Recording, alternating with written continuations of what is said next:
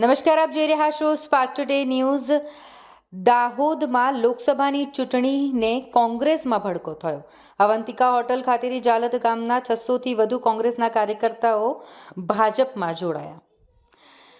લોકસભાની ચૂંટણીને ગણતરીના દિવસો બાકી રહ્યા છે, ત્યારે કોંગ્રેસની સમસ્યાઓ લોકસભાની ચૂંટણી પહેલા ધીમી ગતિએ દાહોદમાં વધી રહી છે। દાહોદ તાલુકામાં કોંગ્રેસના કાર્યકર્તામાં એક તરફ નારાજગી જોવા મળી રહી છે। હાલ રાહુલ ગાંધીની ભારત જોડો ન્યાય યાત્રા દાહોદમાં આવવાની હોય ત્યારે ભારત જોડો ન્યાય યાત્રામાં મોટી સંખ્યામાં લોકો જોડાય એ તમામ તૈયારીઓનો આખરી ઓપ કોંગ્રેસ દ્વારા આપી દેવામાં આવ્યો છે।